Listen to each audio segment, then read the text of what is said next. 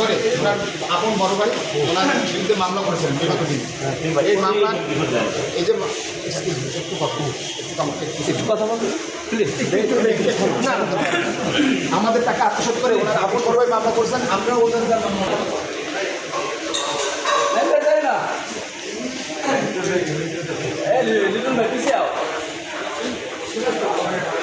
নাইম পিছনে যা, একটু ডাইনে যা। নাইম একটু ডাইনে যা।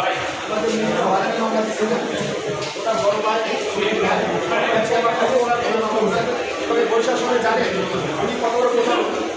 আমাদের টাকা পয়সা সব আমাদের টাকা এই কোম্পানিকে বিনিয়োগ করে আমার রাস্তা করে ওরা অনেক বড় হাত ওনার করুন। আরে বেটা ডাইনে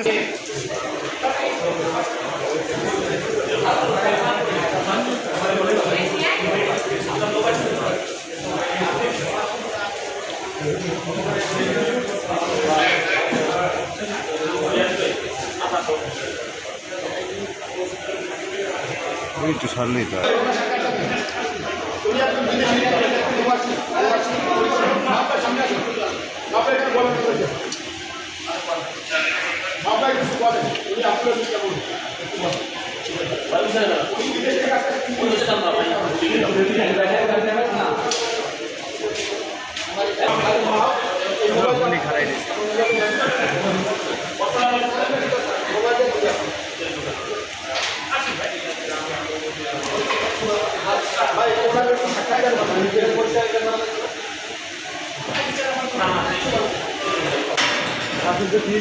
গতকালকে একটি অপ্রীতিকর ঘটনা ঘটেছে, যে ঘটনাটি অত্যন্ত ন্যাক্কারজনক এবং দুঃখজনক ঘটনা।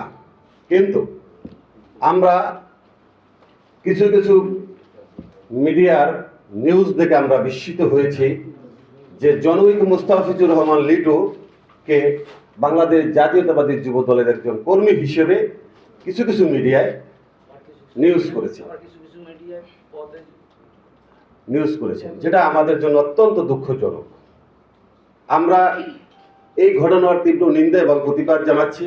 পাশাপাশি সাংবাদিকবৃন্দর সাথে অবগতির জন্য বলতে চাই, সাংবাদিকবৃন্দ আপনারা দেশ ও জাতির বিবেক, আপনাদের লেখনীর মাধ্যমে আমরা আমাদের পথ চলাকে সহজ করতে চাই।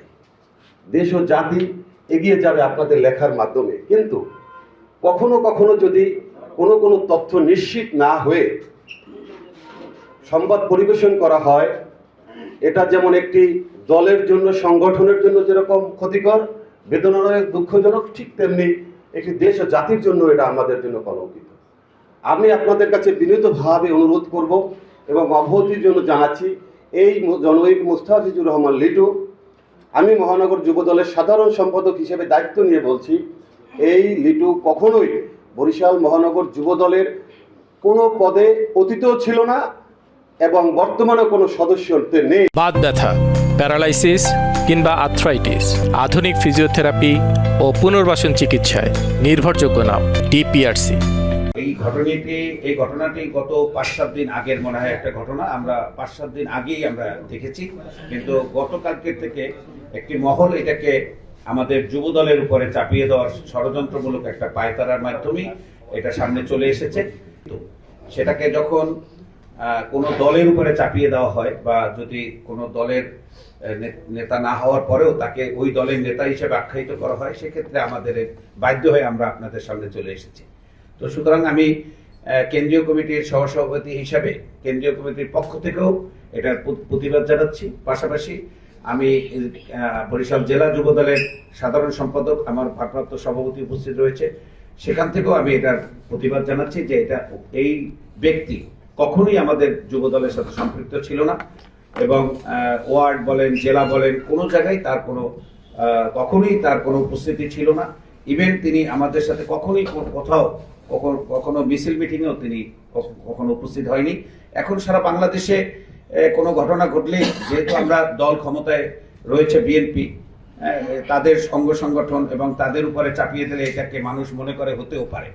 সেক্ষেত্রে আপনাদের কাছে উদ্যত্ত আহ্বান থাকবে, আপনারা লেখনের মাধ্যমে এটা পরিষ্কার করবেন, সত্যকে সত্য বলবেন, মিথ্যাকে মিথ্যা হিসেবেই আপনারা উপস্থাপন করবেন। এটা আপনাদের কাছে আমাদের দাবি। তো আমরা গত রাত্রেই ভিডিও ক্লিপটি পেয়েছি। ভিডিও ক্লিপটি পাওয়ার পরে আমরা সকাল থেকে কাজ শুরু করেছি ইনশাল্লাহ। তো আশা করছি যে কিছুক্ষণের মধ্যে আপনাদের একটা ভালো সংবাদ দিতে পারবো। আমার ডিবির টিম, সিভিল টিম এবং থানার টিম তারা সকাল থেকে কাজ করছে এবং এটা নিয়ে আমরা ভীষণভাবে ওয়াকিবহাল। আশা করছি ভালো কিছু হবে।